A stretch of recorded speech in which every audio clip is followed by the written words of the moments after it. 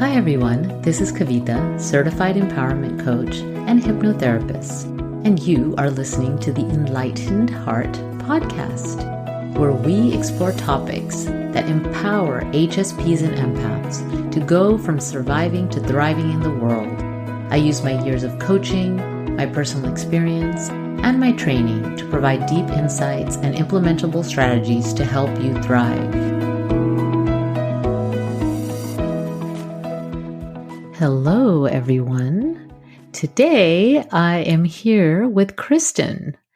And Kristin Kissell is a theologian, professional coach, medium, writer, and facilitator, specializing in body and somatic education, the mind-body-spirit connection, and blending unique aspects of Ignatian spirituality, divine feminine, intuition, and the chakras.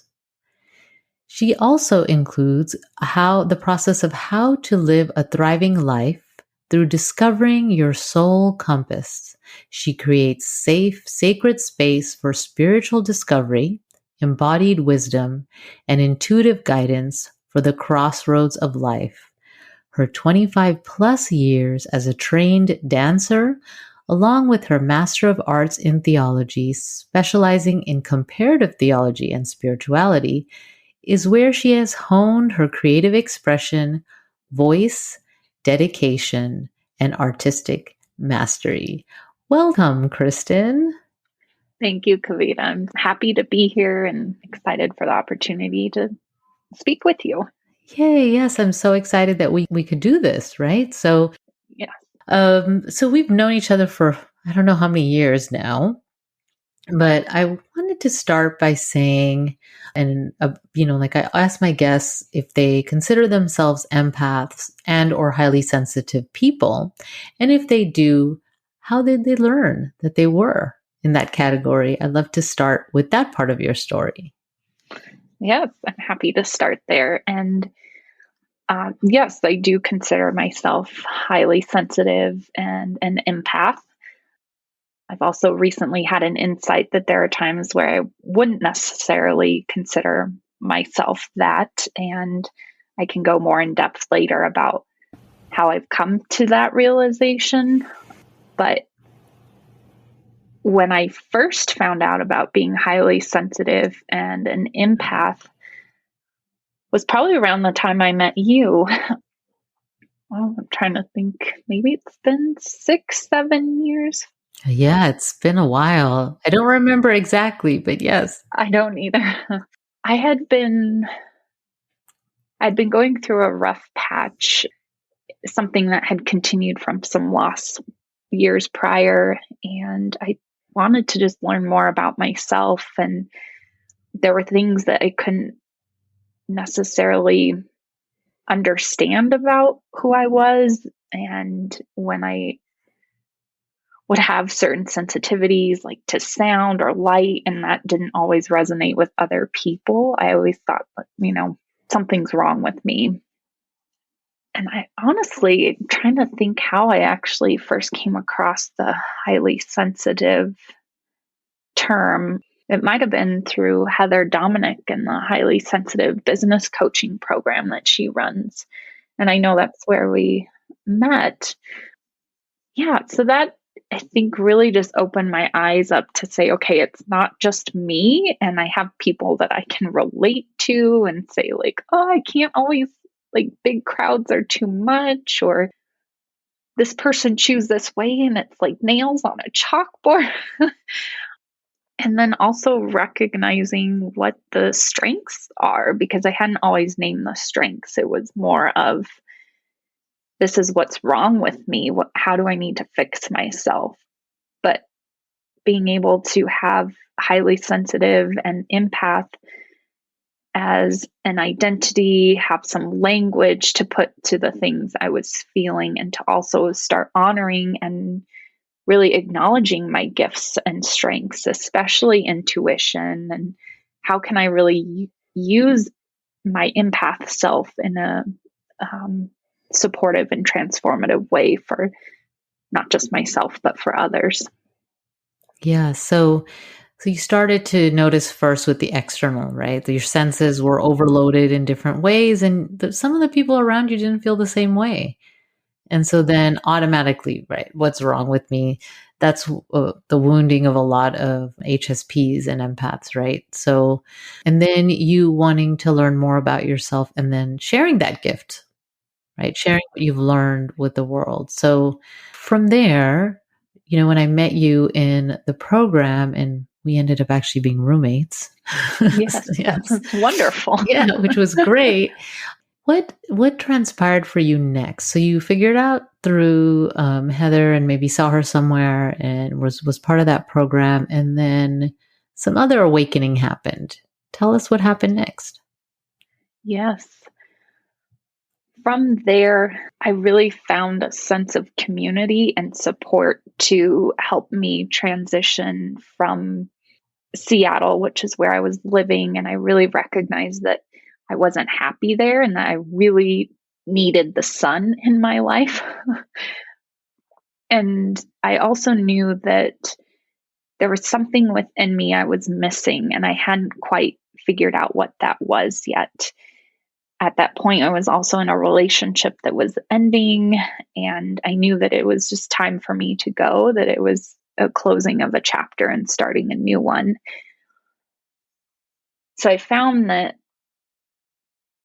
I really wanted to honor the intuitive, spiritual, relational aspects of being highly sensitive and an empath. And so recognizing that, I did move from Seattle to San Diego, where I spent some time discerning, reflecting what I wanted to do next and how I could really have a big impact in the world, how I really wanted to support others. But I knew there was something within me that I still needed to find. And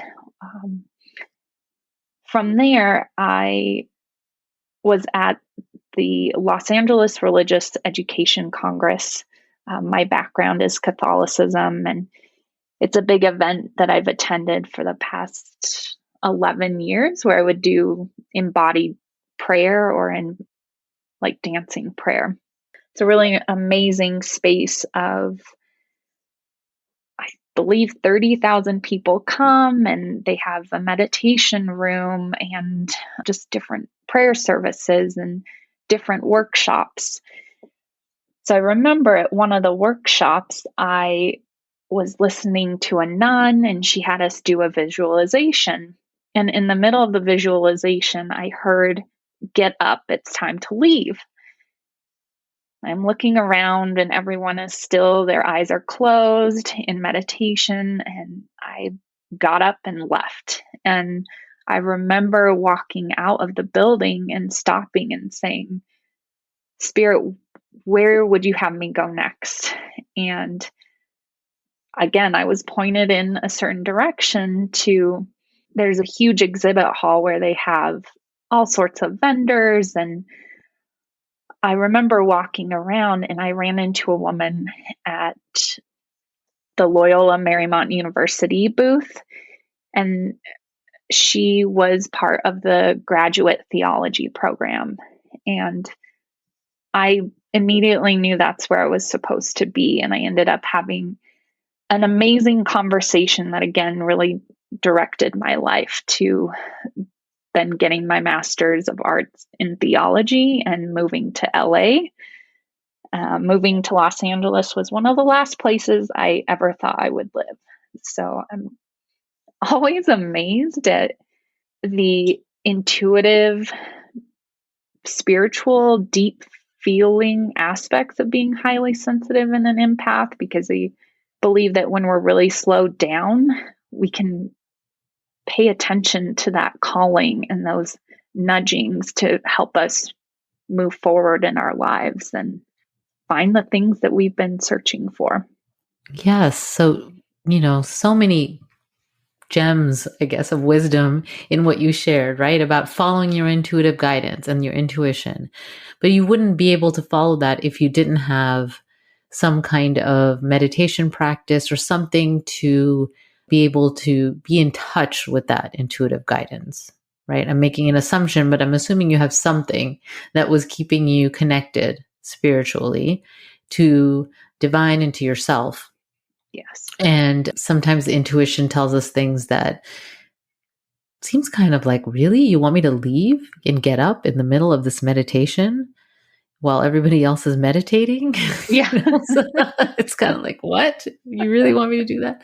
But you followed it, and then you followed it to the next steps, right? And it's really just about that. Like, what is my next step here? Where do you want me to go?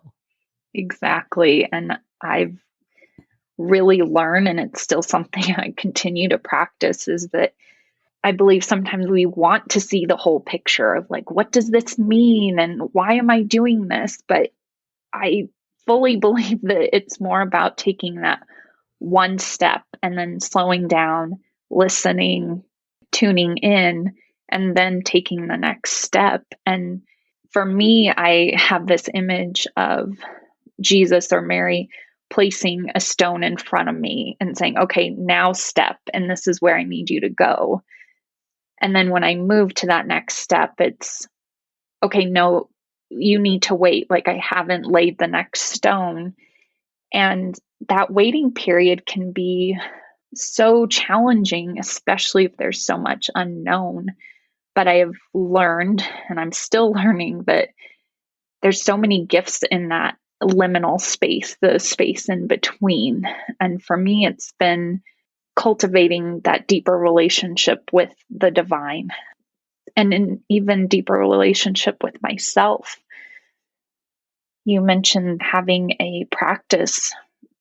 I have several, but the one that I always go to comes from Ignatian spirituality, and it's all about finding God in all things. And so at the end of the day, it's slowing down, breathing, being grateful for one or two things from that day. And then there's several different ways that you could go into contemplation or discernment. And actually, this would be a wonderful tool and resource that I'd be happy to share.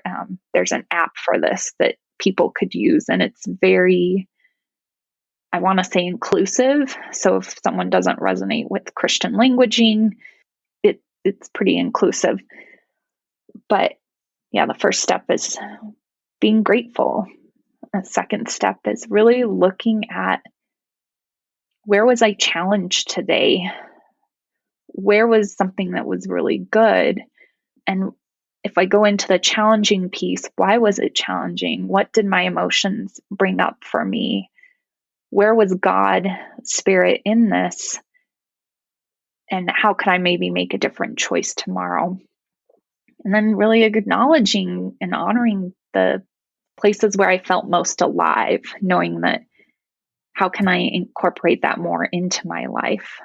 Yeah, so it sounds beautiful. This practice that so what would you call this? It's called, it comes from Ignatian spirituality, Saint Mm-hmm. Ignatius of Loyola. But he's a very fascinating person, mystic. I tend to only resonate with a few male figures from the Catholic Church. I generally gravitate more towards the women and divine feminine. But he was a warrior, and he was all about war, pleasing his king. And he actually suffered a really catastrophic injury that didn't allow him to be a soldier anymore. And so during his recovery time, they didn't have many books, but the books that they did have was the Bible and the book on saints. And he started reading that, and he decided that he wanted to be a warrior for Christ. I'm using his language right now, but his journey took him to a lot of different places. He left behind his wealth, and he really found that God was out in the world, and that the world was education for him. And during this time out, he cultivated this practice called the examine. So it's a daily examination of yourself, consciousness. And then he has a few other practices that have been reinterpreted. Sounds okay. So this I've not heard of. So it's always amazing when I get to talk with people like you and learn some new things, right? And so, my spiritual belief is I love all spirituality, Same. basically. So I'd love to share, you said there's an app or something, so that'll be available. I'll put the description or link in the show notes for Okay. that. Yeah. Yeah. I think that would be great for some of the listeners resonate with what you're sharing. And Absolutely. so you went on this journey and you moved to Los Angeles. You enrolled in this program, which you finished, right? Which I for the did. people that listen, yes. And then you are now. I am now coaching and doing spiritual mentorship. I love supporting people when they are at a crossroads, when they are in a space of transition, when they've recognized that what they've been doing isn't working anymore, that they're not happy, that relationships are starting to fall apart, or they find themselves wanting something completely different. Those are pieces of my own story that I resonate. And it is such a joy for me to be with someone on their journey of transformation. And I call it accompaniment. I'm accompanying them on this journey, not necessarily as a full guide. At times I am, but I really try to draw out their own inner wisdom, because I truly believe that's where our growth happens and our authenticity. And it's where we find our own internal self-value, is when we can come from our own hearts. But I also know that we always need others to kind of support and guide, and even at times call us out to say, oh, let's relook at this. I'm hearing some resistance, or, you skipped over this really quickly. So I know I went kind of on a tangent here, but that's what I'm doing now, really Yeah, supporting no, people. that's great. Yeah. So that the crossroads piece, right? When someone is on this in between, I think I've heard it described as the in between, right? So you're in between what you know you need to do, and maybe the next step is clear and maybe it's not. And so, that is something that you can accompany them on this journey. Mm-hmm. Yeah, it's a fascinating place to be. And I do think we need people to be with us in the unknown space, someone who's willing to be just there, not necessarily give advice or say, this is what I think you should do, but for that person, coaching, supporting, mentoring, to say, I'm okay with it being uncomfortable and that you don't know. Let's do an experiment. Let's try different things. Or we can really, I keep saying slowing down, but connect back in with your intuition, connect back in with your heart. And so I guide people in how to do that as well. And so connecting back in that intuition, right, which we started talking about in the beginning of this podcast, right? That how that knowing and following the intuition is the way, right? And not knowing maybe the full picture, we can get stuck on wanting to know everything, right? Often I can catch myself or clients, they're like, oh, well, but if I do this, then what's going to happen? Well, we don't actually know, right? No. We can spend a lot of time guessing, right? And instead, it's that, okay, this is the next step, and I'm going to trust that then the following step will be revealed to me if I pay attention, right? It's not about just like, oh, I'm just going to do this and then I'm going to hide in my house, right? Yes, exactly. No, but it's about that trusting. So it's there are not a lot of people that are able to sit with people that when they're in that space, right? Yeah. Of that discomfort of not knowing. and not wanting to rush it. Exactly. And even in my own life, I'm like, oh no, I need to, like, what's next? What's next? And just again, okay, slow down. It's okay. Everything's okay. But with clients, and again, what I've recognized is that space in between, you learn a lot about who you are, and who knows how long that space will be. It could be months, it could be a day. We've all just experienced a whole year of unknown and being uncomfortable. Yeah, and that's the thing, we don't know. Yeah, we don't. And for me, it's again just being willing to be with others, be with myself in that space, and being honest to say, wow, today I am really wanting to move forward. I'm feeling this energy, and just acknowledging day by day where you're at, I think is helpful in that in between space. Mm-hmm. And so, you mentioned that there's 3 areas, right? I think that there were shadow, somatic, and spiritual. Can you tell me more about that? Sure, those are the places that the areas I work in. Shadow being shadow, our shadow selves, and I believe in integrating that because it's us. And when we can acknowledge our humanity, our flaws, our imperfections, then we can make different choices. I believe we can show up with more compassion and empathy for others.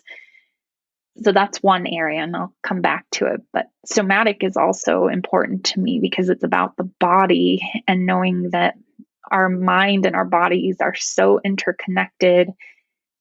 Our bodies hold memories and feelings, patterns. There's a quote from Martha Graham, a famous dancer and choreographer, and she said, "The body never lies." And I fully honor that because we can tune into our bodies and see where there's stuck energy, where there's old beliefs or resentments that are possibly causing some physical ailments. So that's another aspect, is learning more about the body, tuning into it. What does it need? How can I support it? And what is it holding? And then the spiritual piece has been one of the most important parts of my life. And I find that the clients I work with are always drawn to that as well, whether it's deepening their intuition, learning how does the spiritual world connect or communicate with them individually. A lot of my clients come from a religious background and are wanting to open up more to the spiritual realm that maybe they didn't feel comfortable with before in other settings. Yeah, so amazing work that you're doing. And thanks for sharing a little bit about that. Yeah. And so I want to go back a little bit. So, we go Okay. back to when we talked about, figuring out that you're an empath and you're a highly sensitive person. And then you talked about, each some of the steps you took. Of course, that was an abbreviated version, right, of your entire Yes. journey. Some of the key steps that you took. And then in the conversation we had recently about your realization that is where it can get in the way, right? In the mindset about being a highly Mm-hmm. sensitive person. So, can you tell me more about that? Yes. So as you were sharing that and reminding me, I was reminded of another mystic who saw identities and characteristics as having two sides. You could have the shadow side and then the strength side. And for me, what the insight that I have and that I've been experiencing is that the shadow side of being highly sensitive or an empath happens when I use those identities to blame what's happening in my life, or when I use them to stay or be a victim and then stay in that rather than finding a way out. So there have been times where I've used them to escape my life and not take action or move forward. I've used them as something that's limiting rather than empowering to move me forward. And I know in our recent conversation, you were sharing that you've recognized that too in some way. Is that correct? Yes, because it can be easy, right? To say, oh, well, I can't do that because I'm an HSP. I can't do that because I'm empathic and I couldn't handle it, right? And stopping yourself and using it as an excuse instead of, this is part of who I am, right? This is part of a temperament. And I can use this to my advantage, which you are using the strengths part when you talk about your work, clients in your own life. That is using the strengths of being an HSP and empath, right? It's a perfect example of that. And also, you can push a little bit, push yourself beyond what your comfort zone. That's how change happens, right? So, an example in your story would be moving to Los Angeles, right? Something you never thought Yes. you would do. And that is when you weren't saying, oh no, I'm highly sensitive. I can't live in Los Angeles. Exactly, because I could have very easily said that, but I knew that what I really wanted, what my heart was calling me to, was to be at the school that's right in the middle of the city, and it's crazy and the traffic is insane. Yeah. So I also learned from that the importance of caring for myself, that when I wasn't caring for myself, I would notice those more of those sensitivities come up, and it started to become and has become a way for me to check myself to say, oh, I haven't been caring for myself. It's like the sensitivities become heightened, and what I'm learning again is that it's now an alert to say, you need to care for yourself. Go take a bath, take some time to reflect and do meditation or contemplative practice. Have I stretched recently? Just all the things I know I need to do to care for myself, to stay in the strengths and not on the shadow side.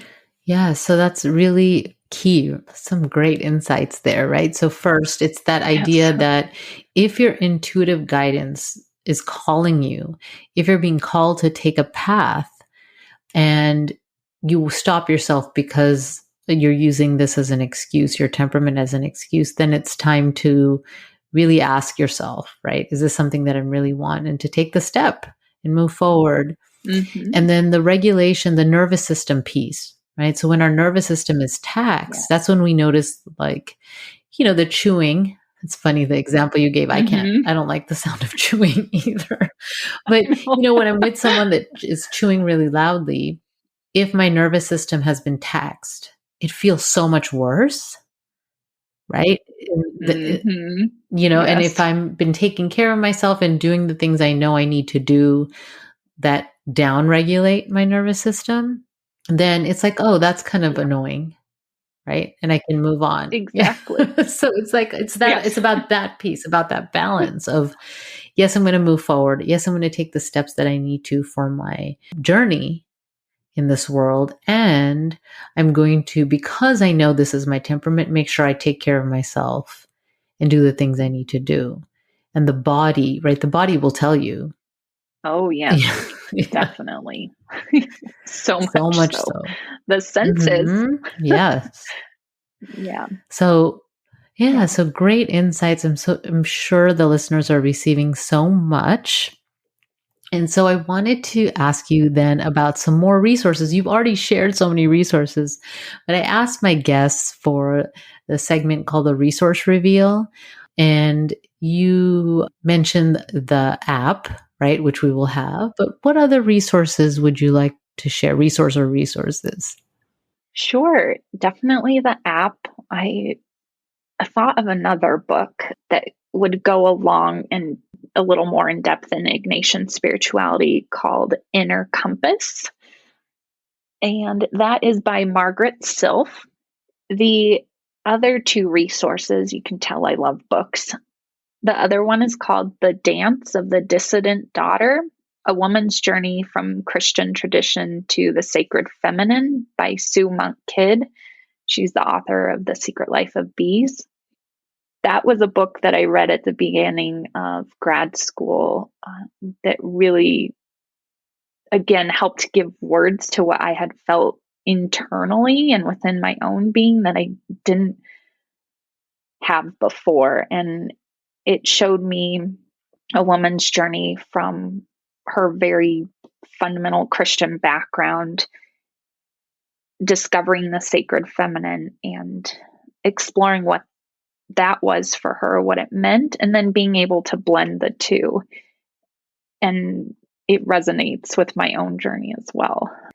So if listeners come from a more religious background, they might be interested in her own journey back to what I call her own heart. And the other one is actually from a colleague and friend of mine named Dr. Darnice Martin. She's a theologian, and her book, 40-something, 10 Radical Lessons for Women on How to Live and Love Without Losing Themselves, has been incredibly helpful in my own life, especially when I'm in relationship, to look at how do I stay connected to myself and not lose myself in the relationship, which I certainly have done. And I know that's a theme with some of my clients as well. It's untangling from codependency. Yes, that is a theme, right? Mm-hmm. Yeah. For sure. And so great resources. And I'll have the names of those books and the links, whatever I can find, available in the show notes. So thank you for sharing those wonderful resources. And then if people want to find you, tell the listeners how they can find Kristin and be in touch with you. Yes, I'd be happy to. So my website is wonderful. It's KristinKissell.com. There's a dash in between.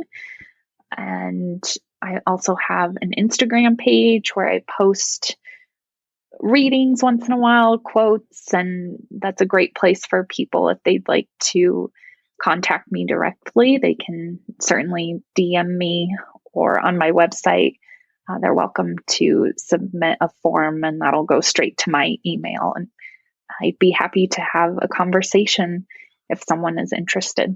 Great. Yes. So I'll have, again, those links available, and so people can get in touch with you. Thank you so much for showing up and being so authentic here. And I'm sure that there will be people listening that are benefiting.